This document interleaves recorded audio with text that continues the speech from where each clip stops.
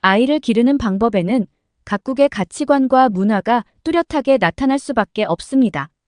그래서 어린이를 보면 그 나라의 국민성을 알 수 있다고 해도 과언이 아닐 텐데요. 이번에 소개해드릴 사연의 주인공은 아이를 극도로 싫어했던 태국 남성입니다. 그런데 한국에 방문한 후 한국 아이들의 행동에 큰 충격을 받았다고 하는데요. 과연 어떤 행동이었을까요? 안녕하세요. 저는 태국인 시스템 엔지니어로 일하고 있는 뽕뚜리입니다. 대학을 졸업하고 취직한 지 1년이 지나 24살이 되던 저는 급하게 한국에 있는 본사로 파견을 오게 되었습니다. 원래는 경력이 많은 직원들이 가야 하는데 신입일 때부터 열심히 배우라며 저를 보내줬습니다. 힘내라고 선배들이 말해줘서 솔직히 기뻤습니다. 태국 엔지니어의 기술이 한국에 비해 뒤처진다고 생각하지는 않지만 모처럼의 기회에서 많은 것을 배우고 돌아오기로 마음먹었습니다. 하지만 현지 직원의 안내로 회사 숙소에 도착한 저는 경악하고야 말았습니다. 여기가 정말 저의 숙소인가요? 숙소 주변은 온통 주택과 아파트 단지들로 둘러싸여 있었습니다. 제가 이토록 경악한 이유는 사실 저는 아이들을 진심으로 싫어합니다. 보통 지금 같은 이야기를 하면 아이들의 부모들은 귀여움에 집중해보라고 강요합니다. 하지만 아무리 노력해봐도 어린아이가 귀엽다고는 생각되지 않습니다. 제가 볼 때 태국 아이들은 두 종류로 나눌 수 있습니다. 이기적인 장난을 하는 제멋대로인 아이거나 혼자서는 아무것도 못하는 한심한 아이입니다. 어느 쪽이든지 부모가 자식을 너무 오냐오냐 하면서 키운 결과물입니다. 한자녀 정책 시대에 응석바지로 자란 아이들은 태국 내에서 소황제로 불립니다. 글자 그대로 집 안에서 군림하며 은석바지로 자라나는 것입니다. 그런 소황제들은 행동에 거침이 없고 잘못에 대한 책임을 무서워하지 않기 때문에 난폭한 장난꾸러기들입니다. 물론 저도 외동이라서 응석바지로 자란 편이라고 생각합니다. 그래서 버릇없이 행동하는 아이들의 마음을 모르는 것은 아닙니다. 하지만 요즘 아이들의 무례하고 이기적인 성향은 심해도 너무 심합니다. 쇼핑몰에서 장난감을 사달라고 떼쓰는 일은 오히려 귀여운 편에 속합니다. 이제 그들은 범죄라고 할 만한 일들을 할 때도 전혀 거침이 없습니다. 아파트 옥상에서 콘크리트 블록을 떨어뜨려 오토바이나 차를 부수기도 하고 집단을 이뤄서 상점의 물건을 훔쳐가기도 합니다. 아이들에 의해 발생하는 범죄는 뉴스를 통해서 자주 등장합니다. 저희 집 근처에 있던 자동 판매기도 아이들에 의해 망가져 버렸습니다. 한 번은 버스를 타고 가는데 옆에 앉아있던 아이가 몇 번이나 저의 발을 밟았습니다. 물론 일부러 그런 것입니다. 저는 이와 같은 경험을 통해 아이들을 완전히 싫어하게 되었습니다. 그들은 경고한다고 해도 소용이 없습니다. 그 순간에 반성하는 척을 해도 금방 다시 반복합니다. 내가 아이를 낳아도 저렇게 되어버릴까? 이제는 아직 있지도 않은 미래에 자식에게까지 불안을 느끼고 있습니다. 한국에 와서 한동안은 한국인 아이를 주의 깊게 볼 기회는 없었습니다. 일에 익숙해질 때까지는 야근이 많아 귀가 시간이 많이 늦었기 때문에 항상 집과 직장만 왕복했습니다. 드디어 일이 익숙해지던 어느 날, 저는 오랜만에 휴식을 위해 조금 일찍 퇴근하기로 했습니다. 그리고 집에 돌아가는 중에 책가방을 메고 있는 초등학생들을 만났습니다. 시계를 보니 오후 3시 30분 학교 시간이었습니다. 아이들을 마주칠 줄 알았으면 조퇴를 하지 않았을 텐데 후회가 됩니다. 몇몇 그룹을 지어 화기애애하게 떠드는 아이들 어떻게 하면 벗어날 수 있을까 고민했는데 그들은 아마 저의 숙소와 가까운 주택 단지로 향할 것입니다. 제가 일부러 좁은 지름길로 들어갔는데 초등학생들도 같은 길로 속속 들어옵니다. 결국 저는 한동안 그들과 함께 걸을 수밖에 없었습니다. 그러자 제 뒤에서 한 대의 자동차가 들어왔습니다. 저는 자동차를 보는 순간 차주가 불쌍하다고 생각했습니다. 좁은 길을 가득 메운 초등학생들 때문에 앞으로 나아갈 수 없어 보였습니다. 아이들이 길을 모두 지나갈 때까지 느릿느릿 주행할 수밖에 없습니다. 그렇게 생각하고 있을 때 초등학생 중 한 아이가 소리를 질렀습니다. 차 왔어. 그 한마디를 듣고 뒤돌아본 아이들은 자동차를 확인하자 일제히 벽 쪽으로 붙었습니다. 조금 전까지 큰 소리로 떠들어대던 아이들이 갑자기 일사불란하게 움직였습니다. 너무 놀랐습니다. 자동차와 접촉하지 않도록 벽에 바싹 붙어있는 초등학생들을 보며 저도 황급히 차를 피했습니다. 자동차들은 감사의 뜻으로 경적을 한번 울리고는 느린 속도로 길을 빠져나갔습니다. 자동차가 지나가자 아이들은 다시 걷기 시작합니다. 저는 한동안 어안이 벙벙해졌습니다. 이렇게 어린아이가 설마 차에게 길을 내줄 줄이야. 충격적인 사건은 여기서 끝나지 않았습니다. 그 통로를 벗어나면 신호등이 없는 횡단보도가 있습니다. 제가 혼자 건널 때는 좀처럼 차가 양보해주지 않지만 오늘은 초등학생들과 함께 있었습니다. 역시 차는 이내 멈추었습니다. 그러자 초등학생들은 손을 번쩍 들고 횡단보도를 건너기 시작했습니다. 저희는 지금 도로를 건너고 있어요. 위험하니까 멈춰주세요라고 운전자에게 어필하는 듯 보였습니다.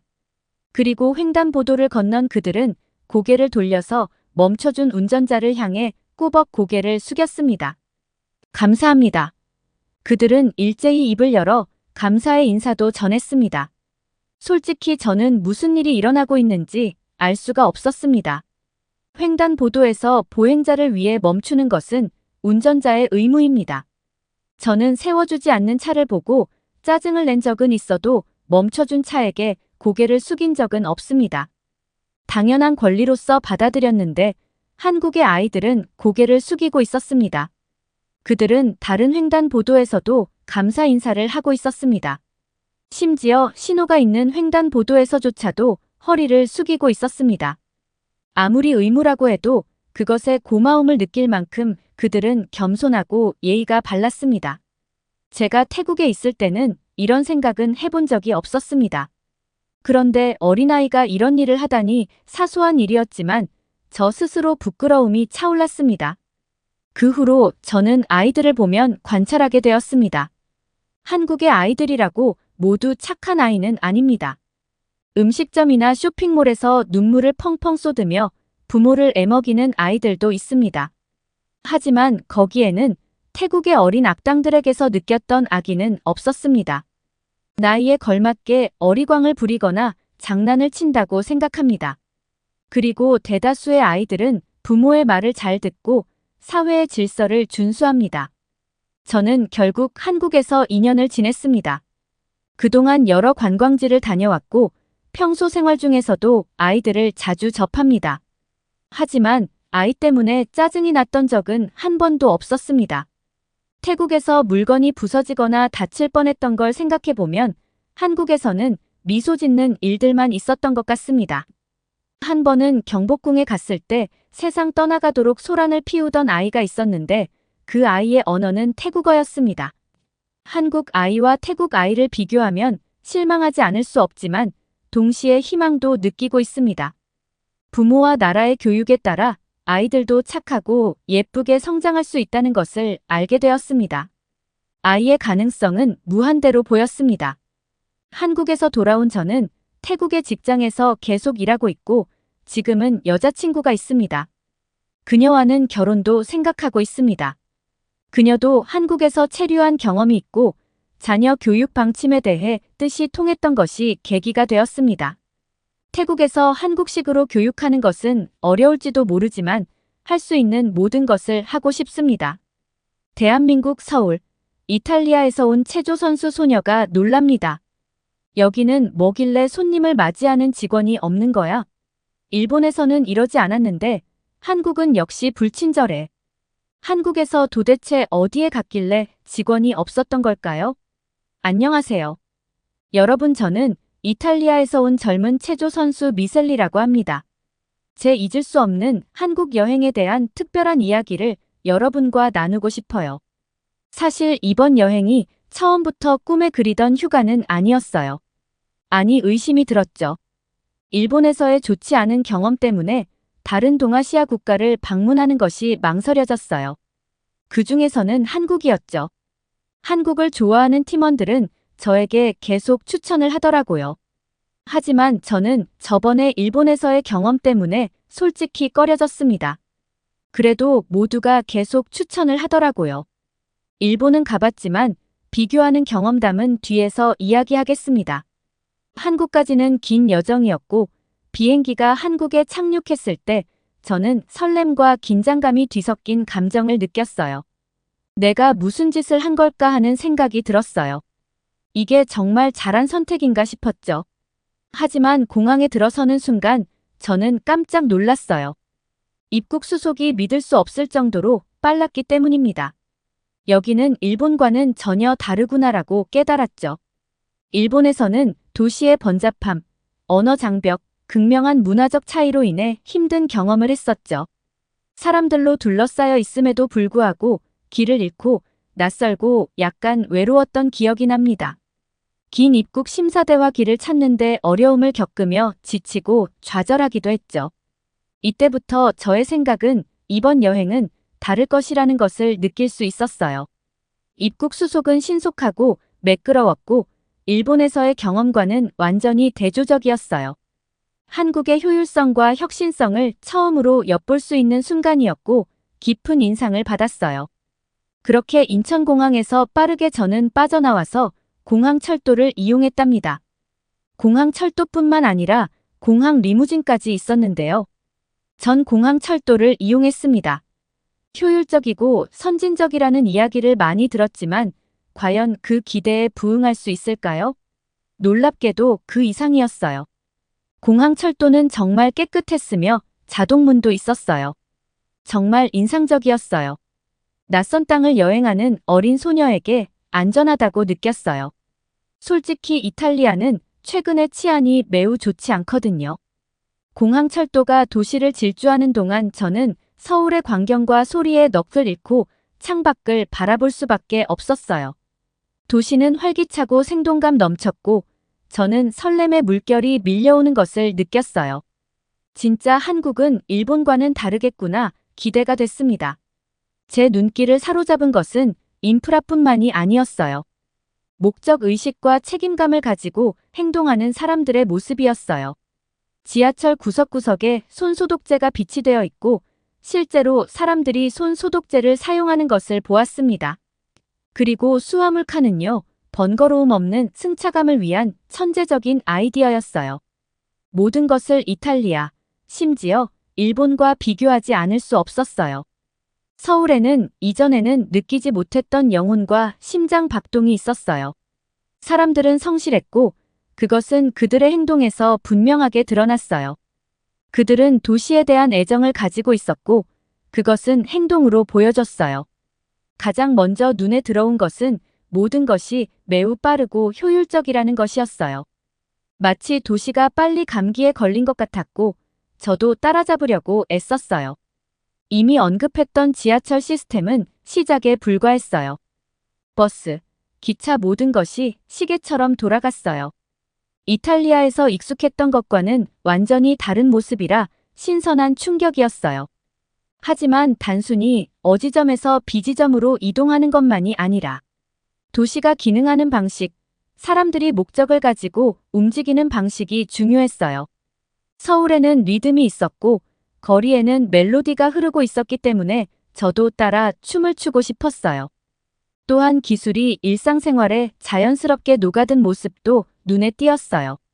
비행기에서 내리는 순간부터 한국은 기술에 정통한 국가라는 것을 알 수 있었어요.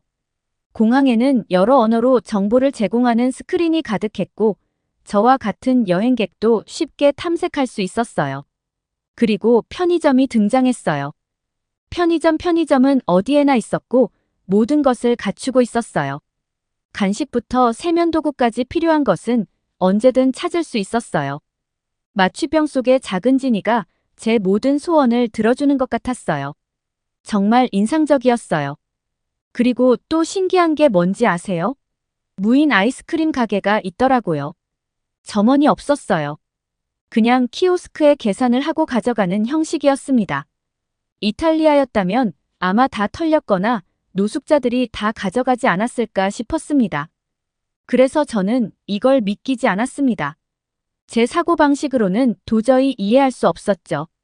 이렇게 한국에서 가능한 이유는 치안이 좋고 한국 사회에서는 신뢰가 있어서 그런 게 아닐까 싶었습니다. 정말 너무 신기해서 가게에서 멀리 떨어져서 지켜봤는데도 다들 계산을 하고 갔습니다. 한국은 역시 대단한 나라라는 걸 느꼈습니다.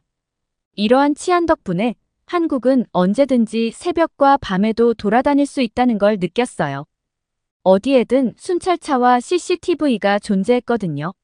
제가 경험한 바로도 밤에 지하철을 타고 돌아다녀도 한 번도 안전하지 않다고 느낀 적이 없었어요.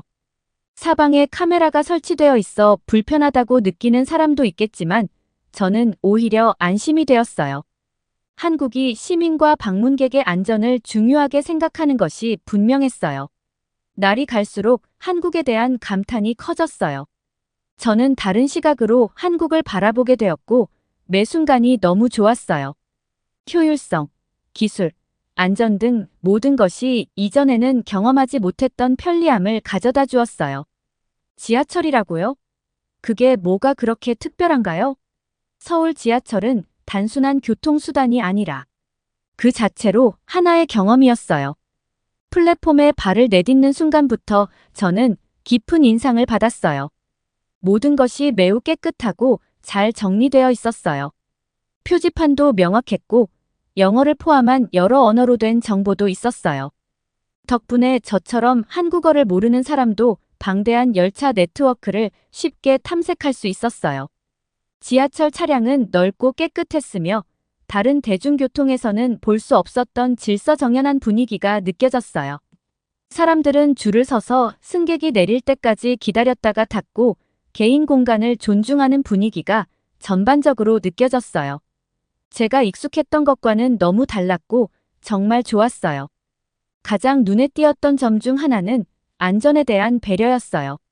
플랫폼 스크린 도어는 획기적이었어요. 전에는 이런 것을 본 적이 없었거든요. 스크린 도어는 실수로 선로로 떨어지는 사람을 방지해 주었고 열차가 도착할 때만 열렸어요. 간단하면서도 효과적인 안전 조치였기 때문에 저에게 깊은 인상을 남겼어요. 지하철을 타면서 지하철을 더욱 즐겁게 만들어주는 작은 편의시설에 주목하지 않을 수 없었어요. 특히 선선한 저녁에 열선 시트는 기분 좋은 놀라움이었어요. 그리고 열차 내부의 디지털 스크린은 다음 역에서 무해, 어느 쪽에서 열리지 등 여정에 대한 실시간 업데이트를 제공했어요. 지하철은 단순히 편리하고 안전한 이동수단 그 이상이었어요. 지하철은 현지인들의 일상을 들여다볼 수 있는 창문이었어요. 출근하는 직장인, 책에 몰두하는 학생, 함께 나들이를 즐기는 가족을 볼 수 있었어요. 문화와 이야기의 용광로 같은 곳이었으며 짧은 시간이지만 그 일부가 된 것을 영광으로 생각했어요. 날이 갈수록 지하철을 타는 시간이 기다려지는 저를 발견했어요. 지하철은 사색의 시간이 되었고 서울의 풍경과 소리에 흠뻑 취할 수 있는 시간이 되었어요. 지하철은 효율적이고 체계적이며 생동감 넘치는 도시 그 자체의 축소판이라는 것을 깨달았어요. 처음 팀원들과 함께 이번 여행을 떠나기로 결정했을 때 일본 방문을 떠올리지 않을 수 없었어요. 지리적으로 가깝지만 문화적으로 너무나 다른 두 나라였는데요. 일본을 떠날 때는 복잡한 감정과 딱딱하고 형식적인 느낌을 떨쳐버릴 수 없었죠. 그래서 이런 기억을 마음 한구석에 묻어둔 채 무엇을 기대해야 할지 확신하지 못한 채 한국에 발을 내디뎠어요. 전통과 예의, 질서, 의식이 가득한 나라로 기억됩니다. 매력적이긴 했지만 왠지 모르게 멀게 느껴졌고 제 취향에 비해 너무 내성적인 느낌이 들었어요. 마치 아름답고 잘 가까워진 정원에 왔지만 잔디를 밟아도 되는지 안 되는지 잘 모르겠다는 느낌이었죠. 하지만 처음부터 한국은 다르게 느껴졌어요. 따스한 온기와 진심이 느껴졌어요. 사람들은 정중하면서도 저를 환영한다는 느낌을 주는 개방성을 가지고 있었어요. 마치 도시가 저를 포용하며 들어와서 편하게 지내고 가라고 말하는 것 같았어요. 하지만 분위기와 사람들뿐만 아니라 사소한 것들에서도 느낄 수 있어요.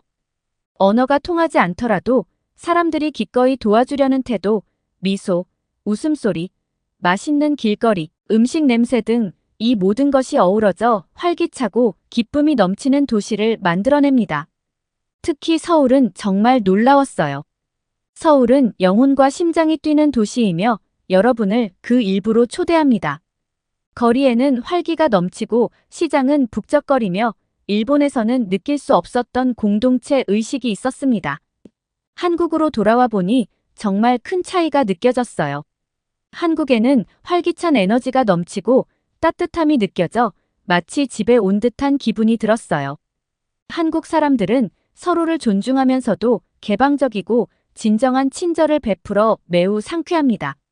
저는 과거의 걱정을 내려놓고 그 순간을 진정으로 경험하고 즐길 수 있게 되었어요.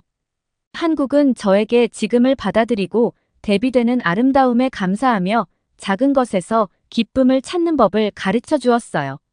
그리고 제가 방문한 곳은 유명한 광장 시장입니다. 오감의 향연이었어요. 상인들이 물건을 외치는 소리와 한국 길거리 음식의 맛있는 향기로 가득한 시장은 활기가 넘쳤어요. 천국에 온 것 같았어요. 저는 고소한 녹두전인 빈대떡을 먹어봤는데 한 입에 반했어요. 겉은 바삭하고 속은 부드러우며 풍미가 폭발하는 요리의 걸작이었어요. 그리고 가장 좋은 점은 팀원들과 함께 웃으며 음식을 즐기며 경험을 공유했다는 점입니다. 순수한 기쁨의 순간이었죠. 하지만 서울은 번잡함만 있는 곳이 아닙니다. 도시 곳곳에 고요함이 깃든 공간들이 있어 혼잡함에서 잠시 벗어나 휴식을 취할 수 있어요. 봉은사도 그런 곳 중 하나입니다. 문을 들어서자 도시의 소음이 사라지고 평화롭고 고요한 기운이 느껴졌어요.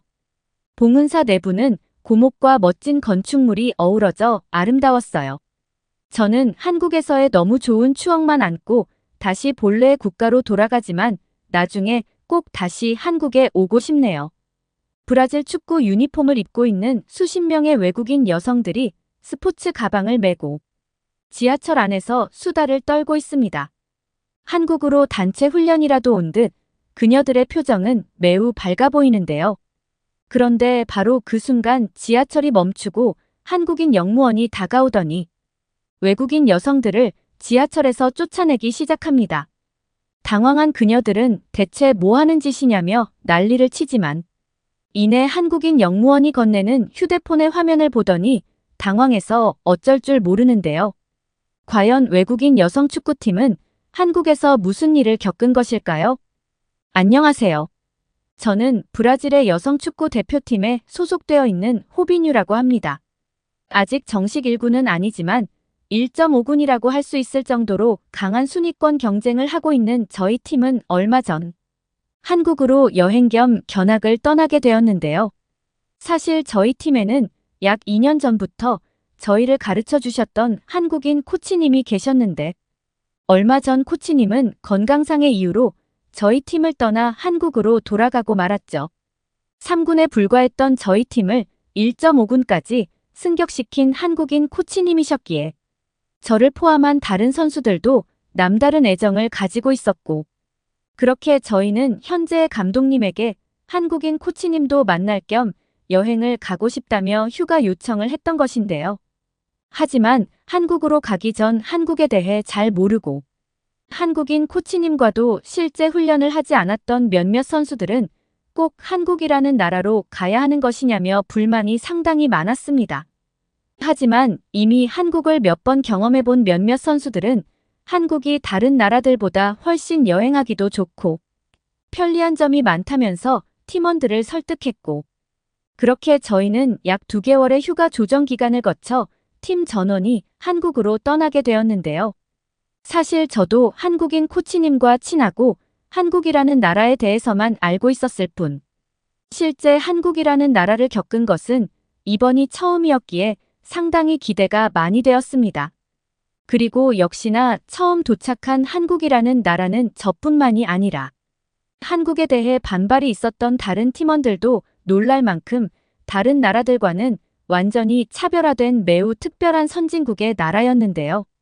한국에 도착하고 제일 큰 충격을 받았던 것은 바로 카드 하나로 모든 교통수단의 이용이 가능했다는 사실입니다. 놀랍게도 아직 브라질에서는 지하철이나 버스가 개별적으로 운영되고 있는 것도 모자라 지하철의 구간마다 새롭게 지하철 티켓을 구매해 이용을 해야만 해서 불편한 점이 상당히 많았는데 한국은 이러한 문제점을 완전히 개선한 상태였는데요. 특히나 더욱 놀라웠던 사실은 카드 하나로 이런 교통수단들을 전부 이용할 수 있는 것도 놀라운데 실제 한국인들은 최근에는 이러한 카드조차 쓰지 않고 오직 휴대폰 하나로 모든 교통 결제를 진행하고 있었다는 사실입니다. 실제로 처음 한국의 공항 지하철에 도착했을 때 개찰구를 통과하는 한국인들을 살펴보니 대부분의 한국인들은 개찰구에 휴대폰을 접촉하거나 스마트워치를 접촉하는 등 그 누구도 카드를 쓰지 않고 있었고 이것은 오래된 것을 고집하는 브라질에서 온 저와 같은 사람들에게는 엄청난 충격이었죠. 처음 한국에 대해 반발 심리를 드러냈던 동료들도 그런 카드나 휴대폰 하나로 한국 전체 지역을 돌아다닐 수 있는 것이냐며 불편함이 전혀 없는 교통수단 이용법에 상당히 놀라워했고 왜 브라질은 이런 발전이 전혀 없는 거냐며 웃지 못할 반응을 보이기도 했습니다. 특히나 브라질에 있는 저희 연습장은 브라질의 원도심에서도 상당히 떨어진 외곽 지역에 있어서 한 번 훈련을 받을 때 최소 5번 이상의 교통수단을 교체해야 하는 문제점이 있었기에 이와 반대되는 한국의 편리한 교통수단 환승 시스템은 저와 같은 브라질인들에게 미래의 도시처럼 느껴졌어요. 하지만 더욱 놀라웠던 것은 바로 저희 팀원 전체가 지하철에 탑승했을 때인데요. 공항을 곧바로 빠져나와 한국인 코치님이 거주하시는 지역인 서울로 가기 위해 단체로 지하철에 탑승했던 저와 팀원들은 브라질과는 반대되는 상당히 쾌적하고 조용한 지하철을 느끼며 자리에 앉아 있었습니다. 그런데 바로 그때 몇몇 선수들이 갑자기 저희 팀의 부주장이었던 이로바가 전혀 보이지 않는다면서 이해할 수 없는 소란을 떨기 시작했는데요. 팀의 전체 주장을 맡고 있던 저는 지하철에 타기 직전까지도 인원수를 확인했었는데 어째서인지 정말로 부주장인 니로바가 전혀 보이지 않았고 더욱 충격적인 것은 니로바뿐만 아니라 다른 선수들 몇몇도 어딘가로 사라져 있었다는 사실입니다. 브라질도 아닌 타국에서의 실종 사건이었기에 엄청난 패닉에 빠진 저는 도대체 어떻게 지금의 사태를 해결해야 할지 전혀 감이 오지 않았고 어쩔 수 없이 몇 시간 뒤 만나기로 했던 코치님에게 전화를 걸어 저희의 상황을 알리고 도움을 요청했는데요. 그런데 저희 말을 들으신 코치님께서는 당황하지 말고 정신을 차리고 있으라는 말과 함께 저희가 타고 있는 지하철이 어디서 출발했는지 물어보셨고 잠시만 기다려보라며 급히 전화를 끊으시더군요. 심지어 니로바는 휴대폰이 들어있는 가방조차 다른 선수에게 맡겨놓은 상태였기에 니로바와 연락을 취할 방법은 전혀 없었고 결국 저와 팀원들은 점점 큰 불안에 빠지기 시작했습니다. 특히나 브라질에서는 이러한 실종 사태가 발생하면 사실상 본인이 찾아오지 않는 한 찾는 방법은 전혀 없다고 알려져 있고 브라질의 경찰들조차도 성인의 실종 사태는 코웃음치며 받아주지 않았기에 저는 한국도 이와 비슷할 것이라 생각했는데요. 그런데 한참 동안 불안에 떨며 지하철에서 내려야 되나 망설이던 그때 정복을 입은 한국인 영무원분이 다가오시더니 저에게 뜬금없이 이름이 호비뉴 맞냐며 영어로 말을 걸어왔습니다. 얼굴도 모르는 한국인이 저의 이름을 알고 있다는 사실에 당황하던 그때 갑자기 한국인 영무원 문은 열려있는 지하철 출입구를 손으로 가리키더니 저희 팀원 전체에게 빨리 내리라는 소리를 지르셨고 저와 팀원들은 얼떨결에 지하철에서 쫓겨나게 되었는데요. 정당한 돈을 주고 지하철에 탑승했기에 저는 대체 왜 내려야 되는지 이해가 되지 않았고 너무 화가 나서 제가 구매한 지하철 티켓까지 보여주며 왜 우리를 쫓아낸 것이냐는 화를 냈습니다. 다른 팀원들도 마찬가지로 지하철 티켓을 보여주고 이해할 수 없다는 반응을 보였지만 한국인 영무원분은 아랑곳하지 않고 저희에게 빨리 따라오라는 말을 하시더니 갑자기 어딘가로 뛰어가기 시작했는데요. 그리고 바로 그때 믿을 수 없는 상황이 벌어지고 말았습니다. 영무원분을 따라 어딘가로 이동하던 그때 갑자기 지하철 내부에서는 너무나 능숙한 불어로 브라질 여성 축구팀의 니르바 씨는 3번 출입구의 계단 앞으로 이동하라는 내부 방송이 흘러나오고 있었기 때문인데요. 엄청나게 큰 지하철 내부 스테이션에는 니로바의 이름은 물론 저의 이름과 브라질 여성 축구팀이라는 단어가 반복적으로 방송되었고 저는 도저히 믿을 수 없는 상황에 대체 이게 무슨 일인지 이해가 되지 않았습니다. 그런데 놀랍게도 한국인 영무원분을 따라 이동한 그곳은 방송으로 계속 나오던 3번 출입구의 계단 앞이었고 그곳에는 실종되었던 니로바와 다른 선수들이 바닥에 쭈그려 앉아 저희를 기다리고 있었는데요. 저와 팀원들은 니로바를 보자마자 뛰어가 대체 어디 있었냐며 안도감이 섞인 짜증을 내고 말았고 바로 그때 제가 도움을 청했었던 코치님에게 전화가 왔습니다. 놀랍게도 진수 코치님은 저희가 타고 있던 지하철의 번호를 찾아내 지하철 서비스 센터의 방송으로 도움을 청했다는 말과 함께 미로바가 안전하게 있다는 크유팁까지 지하철 영무원분에게 건네받았다는 믿을 수 없는 설명을 해주셨는데요. 만약 브라질이었다면 키티는 물론 지하철 내부 방송이라는 인프라 시스템이 없어 미로바를 찾는 것이 사실상 불가능했을 것인데 충격적이게도 한국은 약 5년 전부터 치매에 걸리신 노인분들의 안전 귀가를 위해 지하철 내부 방송과 KT 제공 서비스를 운영하고 있었고 저는 이러한 한국 지하철의 놀라운 인프라 시스템에 큰 충격을 받고 말았습니다. 실제로 브라질에서는 아직도 지하철 내부에 캐트나 방송 시스템이 없어 범죄 집단들의 아지트로 변한 곳이 대부분인데 한국은 마음만 먹으면 잃어버린 아이까지 찾을 수 있을 정도로 정밀한 키티 기술로 지하철의 사각지대마저 없었고 너무나 안전한 지하철 그 자체였어요. 실제로 한국인 영무원 보는 사람뿐만 아니라 잃어버린 물건까지도 요즘은 지하철 키티 시스템으로 90% 이상 주인에게 돌려주고 있다며 어색한 영어로 추가적인 설명을 해주셨고 그 말을 들은 저와 팀원들은 한국과 브라질의 치안 시스템이 이렇게나 차이가 난다는 사실에 놀라울 따름이었죠. 로바는 자신이 잠깐 화장실에 다녀온 사이 다른 팀원들이 전부 사라져 있어서 굉장히 당황했다면서 울음까지 터뜨렸고 저는 그제서야 니로바를 안아주며 한국이라는 나라에서 이러한 일을 겪은 게 행운이었다는 위로를 건넸습니다. 그런데 저와 니로바를 보고 있던 한국인 영무원분은 갑자기 정해진 숙소가 있냐면서 뜬금없는 질문을 하셨는데요. 한국인 영무원분의 질문에 당황했던 저는 한국에 알고 있는 코치님이 있어 일단은 그곳으로 갈 것 같다고 했는데 갑자기 한국인 영무원분은 그럼 이 모든 짐을 들고 직접 걸어 다닐 거냐면서 이해할 수 없는 말을 하기 시작했어요. 실제로 저와 팀원들은 한국에서의 훈련 견학 겸 여행이었기에 혹시 모를 훈련 상황을 대비해 상당히 많은 축구 장비와 가방을 가지고 있었고 이러한 짐은 저뿐만이 아니라 다른 선수들도 거의 2개씩은 들고 있었기에 너무 무거워 불편했던 것이 사실인데요. 특히나 실종되었던 니로바와 몇몇 선수들은 긴장이 풀려서 무거운 짐은 못 들 것 같다는 말을 하고 있었기에 이대로는 코치님의 집까지 가기에 무리가 많은 것이 사실이었습니다. 그런데 제가 당황하는 반응을 보이자 갑자기 한국인 영무원분은 그럼 지하철 서비스 센터에 짐 이동 서비스를 신청해 주겠다면서 이해할 수 없는 말을 하기 시작했는데요.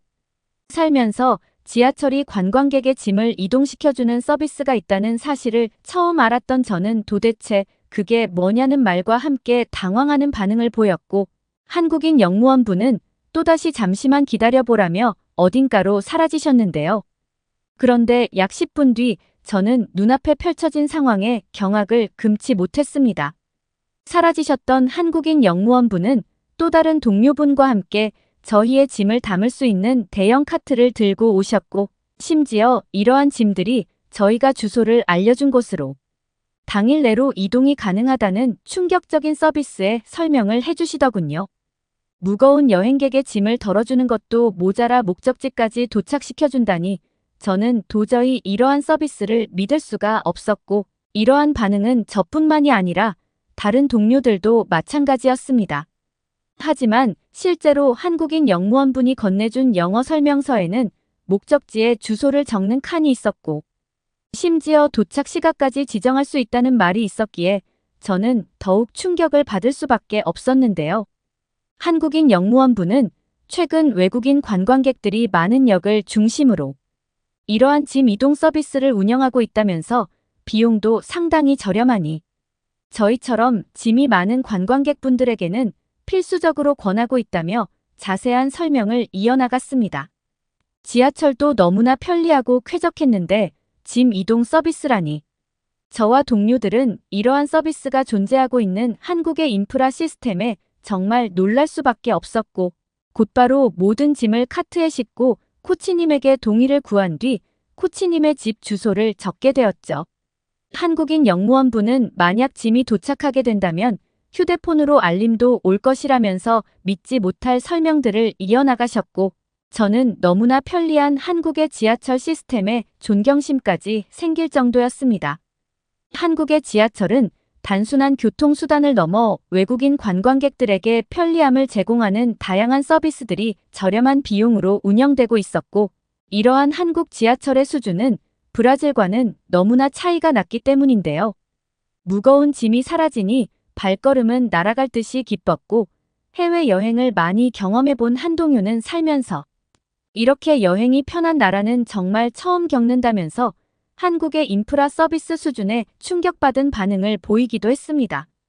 특히나 한국인들에게는 이러한 모든 것들이 그저 평범한 일상이라고 생각하니 지금껏 브라질에서 살아온 시간이 후회가 될 정도였고 한국을 처음 겪은 저와 몇몇 선수들은 한국이 다른 나라들과는 격이 다른 선진국이라는 사실을 인정할 수밖에 없었죠.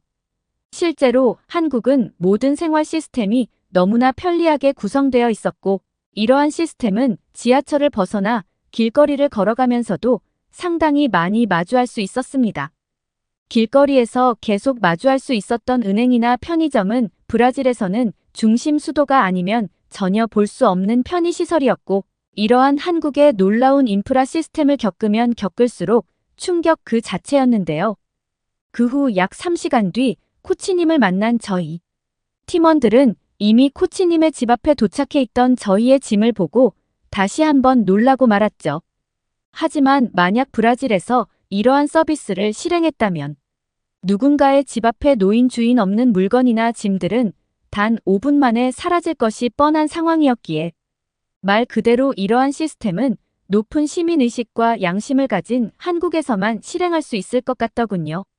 가만히 생각해보니 한국인들의 양심적이고 높은 시민의식이 있었기에 이와 같은 편리한 서비스의 발전이 가능했다는 사실. 깨달은 저는 진짜 선진국의 모습은 바로 한국인들과 같은 수준. 높은 시민의식을 가진 사람들이 존재하는 나라라는 생각이 들었습니다. 다른 동료 선수들도 만약 브라질에서 이러한 짐 이동 서비스를 시행했다면 잃어버린 물건을 전부 배상하느라 그 회사는 파산하고 말았을 것이라며 코웃음을 쳤고 저 또한 그 의견에 쓴웃음을 지을 수밖에 없었는데요. 또한 코치님은 저희의 짐 보관 서비스 일화를 듣더니 한국은 배달과 관련된 서비스업이 엄청난 속도로 발전해 있는 단계라면서 세상 그 어디에도 한국과 같은 배달 서비스가 존재하는 곳은 없을 것이라고 하더군요. 약 1시간 정도 수 코치님과 대화를 나눈 저와 팀원들은 어느 정도 건강이 많이 나아졌으니 오랜만에 공동훈련을 해보자는 코치님의 제안에 곧바로 근처 축구 경기장으로 향했습니다. 브라질에서는 축구 경기장이나 연습장을 이용하려면 무려 3시간이 넘도록 버스나 지하철로 이동해야 했는데 한국은 거주지 근처에 이러한 연습장이 상당히 많이 있었고 심지어 브라질과는 차원이 다를 정도로 쾌적하게 관리되고 있었습니다. 한국은 겪으면 겪을수록 이러한 나라에서 살면 얼마나 편할까라는 생각이 드는 나라였고 실제로 훈련을 진행했던 축구 경기장은 잔디 상태까지 좋아 각종 전술 훈련이 매끄럽게 진행됐어요. 또한 경기장 근처에 있던 한국인 어르신분들은 저희를 부르시더니 물과 스포츠 음료, 심지어는 한국의 전통 음식인 떡까지 주시면서 너무나 친절한 배려를 보여주셨고, 저는 브라질과는 달리 아무런 경계 없이 이렇게 타인과 대화를 할 수 있다는 편안함에 지금껏 느껴보지 못한 자유의 감정마저 느꼈는데요. 사실 브라질에서는 누군가 말을 걸면 곧바로 도망치라는 말이 있을 정도로 치안이 좋지 않은데, 한국에서는 이러한 걱정 자체가 없는 것이 너무나 편했습니다. 그 후 코치님과 일주일 정도 대화를 나누며 전술 훈련을 진행한 저희 팀은 이제 한국에서 남은 2일의 일정을 앞두고 있는데요. 한국에서 시간이 가는 것이 너무나 아깝게 느껴지는 지금, 저와 팀원들은 약 2개월 뒤 또 한국을 찾아오자고 약속한 상태이고 벌써 그날만을 기다리고만 있습니다. 정장을 차려 입은 남자가 우울한 표정으로 호텔 로비에 앉아 있습니다. 기다리는 전화가 있는지 핸드폰을 만지작거리는데요. 그러다 한 통의 전화에 머뭇거리는 듯 하더니 이내 전화를 받습니다. 몇 마디를 나눈 남자는 황급하게 호텔에서 나가는데요. 과연 그녀에게는 무슨 일이 있었던 걸까요?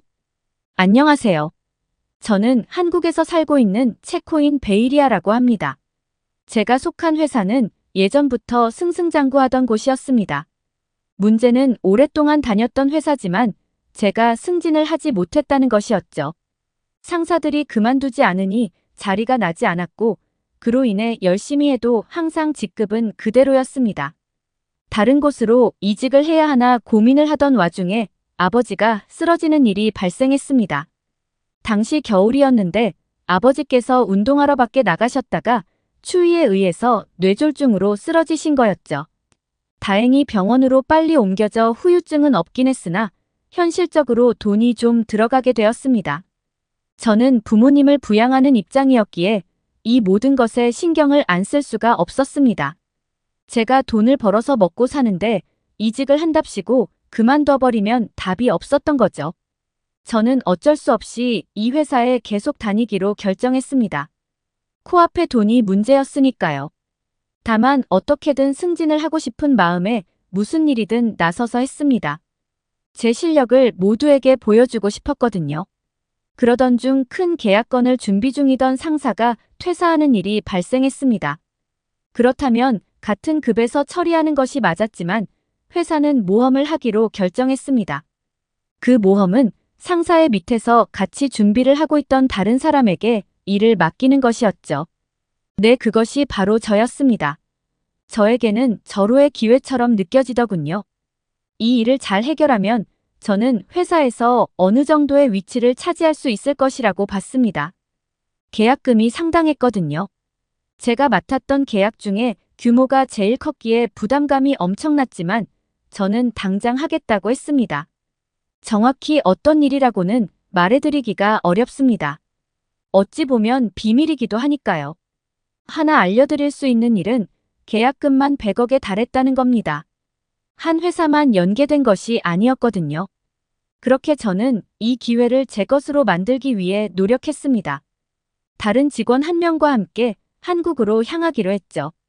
그냥 말로 계약을 요청하는 것보다는 발표로 저희를 알리는 것이 좋을 것 같아서 저는 자료들을 만들었습니다.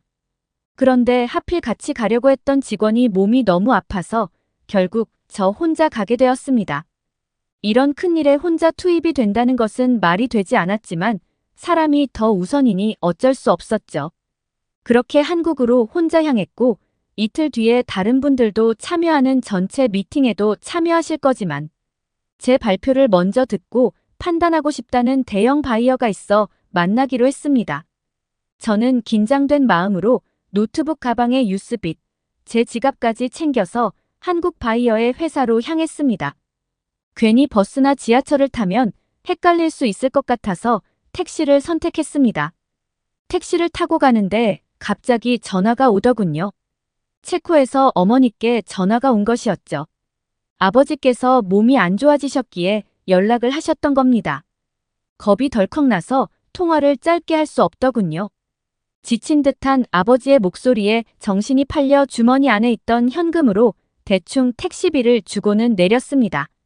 통화를 끝마치고 바이어 회사 안으로 들어가려는 순간 저는 깨달았습니다. 제 손에는 아무것도 없다는 사실을 말이죠. 부모님과 통화하느라고 중요한 노트북 가방을 깜빡한 거죠. 이미 택시는 떠났고 저는 멍하게 택시가 떠난 방향을 바라볼 수밖에 없더군요. 그때 회사 앞에서 만나기로 했던 통역사와 마주쳤습니다. 제 모습을 보더니 괜찮냐고 물으시더군요. 저는 어떻게든 이 상황을 해결해야겠다는 생각에 통역사에게 이 상황을 설명했습니다. 그녀는 정말 깜짝 놀라면서 카드로 계산은 했는지 영수증은 받았는지를 물어봤습니다.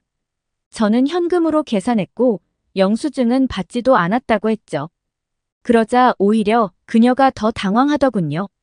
바이어를 만나기로 한 시간이 가까워졌고 약속을 어길 수 없기에 아무 준비도 없이 마주해야 했습니다. 제 사연을 들은 바이어는 상황은 알겠으나 그래도 내용을 알 테니 브리핑 해보라고 하더군요. 저는 대략적인 브리핑을 했으나 바이어의 표정이 좋지 않았습니다. 정확한 내용을 알 수가 없다면서 이틀 후에 다 같이 모일 때 발표 내용을 다시 살펴야겠다고 넘어갔습니다. 내 계약을 하지 않겠다는 뜻이나 마찬가지였죠. 회사 밖으로 나오니 눈앞이 깜깜하더군요. 계약이 성사되지 않을 것만 같았습니다. 하필 기밀 사항이라 치고 노트북과 USB에만 저장해 둔 것이 문제가 될 줄 누가 알았겠습니까? 유럽에서 물건을 잃어버린 적이 많았는데 한 번도 제대로 찾은 적이 없던 것이 기억났습니다. 갑자기 고향에 있는 부모님이 생각나면서 이 일이 제대로 풀리지 않으면 해고될지도 모른다는 생각이 들더군요. 도대체 어떻게 해야 할지 이 상황을 모두 지켜본 통역사 미연 씨가 자신이 도와주겠다고 하더군요. 자신도 마음에 걸린다면서요. 그러면서 경찰에 신고부터 하자고 했습니다. 근처 경찰서의 경찰은 아직 들어온 물건이 없다며 만약 비슷한 물건이 들어오면 연락 준다고 하더군요. 제 연락처를 건네드리려고 했는데 미연 씨가 먼저 명함을 드리며 연락 주라고 하더군요. 자신이 더 의사소통 전달이 정확할 테니까 자신만 믿으라고 했습니다. 솔직히 저는 찾지 못할 것이라는 생각이 더 강해서 누구 번호든 상관없다 싶었죠. 미연 씨는 갑자기 핸드폰으로 어딘가에 전화하기 시작했습니다. 한국에는 전국 택시운송사업조 합연합회라는 것이 있다더군요. 그곳에 연락하면 알 수도 있다며 적극적으로 전화를 한 것이었습니다. 하지만 생각보다 쉬운 일이 아니었습니다. 각 회사에 전화해야 더 정확히 알 수 있으며 유실물의 경우 홈페이지에 올라오는 경우도 있는데 아닌 경우도 있는 것 같더군요. 더군다나 개인 택시면 개인 택시 연합에 알아봐야 한다는 것도 알았습니다. 하루 내내 미연 씨는 저와 택시 회사까지 가면서 찾는 걸 도와줬습니다. 그렇게 저녁까지 찾으러 다녔지만 결국 발견하지 못했습니다. 미연 씨에게 너무 미안한 마음이었죠. 제 실수로 인해 일어난 것 때문에 저를 도와주시는 것이었으니까요. 지갑도 잃어버린 탓에 미연 씨에게 돈을 빌려서 호텔로 돌아갔습니다. 그리고 그날 저녁 저는 회사에서 온 연락을 받았습니다. 어떻게 알았는지 이번 계약을 성사하지 못하게 되면 책임은 저에게 있는 것이라며 뒷일은 각오하는 것이 좋을 것이라는 말을 하시더군요. 그러면서 내일 오후에도 못 찾으면 괜히 회사 망신 말고 미팅을 취소하라는 말을 들었습니다. 그 큰 미팅을 저의 실수로 취소된다는 사실이 당황스럽더군요. 몸에 있는 피가 다 빠져나가는 듯한 느낌을 받았습니다. 방에서 이렇게 누워 있어도 되나 싶은 생각까지 들었죠. 저는 그렇게 뜬 눈으로 밤을 지샜습니다. 걱정돼 자는 것이 불가능하더군요. 기억을 더듬어 자료를 만들 수 있지 않을까 싶었지만 그건 정말 말이 안 되는 일이었기에 실현할 수는 없었습니다. 하루가 지나가니 답답하더군요. 그렇게 호텔 로비에 하염없이 앉아 있는데 미현 씨에게 전화가 왔습니다. 내일 미팅이 진행되는지에 대한 질문인가 싶어 저는 진행되지 않을 것이라는 말을 전하기로 결정했습니다. 전화를 받고 제가 인사를 하기도 전에 그녀는 흥분된 목소리로 말했습니다. 찾았어요. 저는 순간 뭘 찾았다는 건가 싶었죠. 포기 상태였기 때문에 잘 이해가 안 갔었거든요. 그러다가 혹시나 싶은 생각에 노트북을 말하냐고 물었죠. 맞다는 대답이 돌아왔습니다. 그 순간 세상을 다 가진 듯한 느낌이 뭔지 처음 알게 되었습니다. 저는 바로 가겠다며 어디냐고 물었죠. 그녀는 경찰서에 있으니 당장 오라고 했습니다. 최대한 빨리 간 어제의 경찰서 앞에는 이미 미현 씨가 서 있더군요.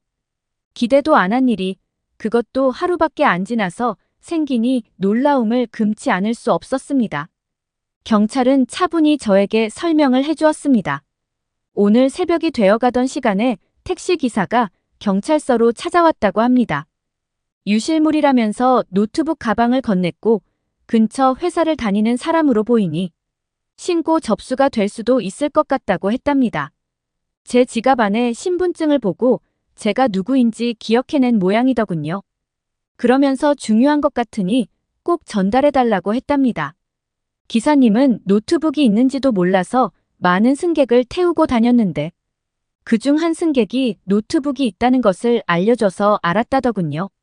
승객을 태우지 않았던 것도 아닌데 승객들이 그것을 보고 그냥 두고 갔다는 것이 놀라웠죠.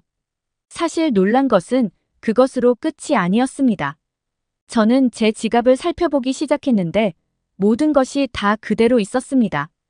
한국에 오면서 물가를 잘 몰라 환전을 많이 했었는데 지폐 하나 사라진 것이 없더군요. 한국인들의 도덕성이 정말 굉장하다고 생각되는 순간이었습니다. 저는 경찰에게 그분의 성함이나 연락처는 알 수 없냐고 했죠. 그분은 굳이 연락을 바라지 않는다면서 그냥 감사한 마음만 가지고 가라고 했습니다. 저는 감사한 마음을 안고 노트북에 있는 자료를 다시 확인했습니다. 호텔에서 내용을 보완하고 미팅 전까지 긴장을 놓지 않았죠. 미팅 날에도 택시를 탔으나 다른 점이 하나 있었습니다.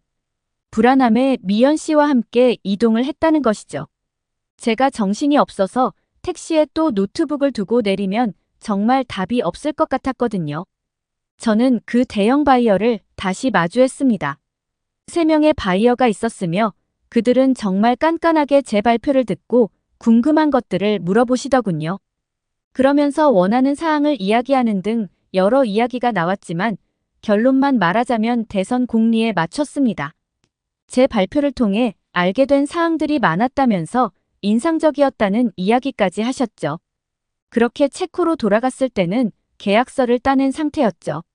저는 덕분에 회사에서 입지가 높아졌습니다. 현재 저는 한국 지부가 개설되어 높은 지위로 발령을 받아 근무하고 있답니다. 저에게 도움을 주시기 위해 노력했던 미연 씨는 우연찮게도 저희 회사에 입사하게 되어 동료가 되었죠. 모든 인연은 이렇게 어떻게 될지 모른다는 생각이 드네요. 한국인들의 인정과 도덕성 덕분에 제가 이 자리까지 온 것 아닌가 싶습니다. 오늘의 영상 마치겠습니다. 끝까지 시청해주셔서 감사합니다.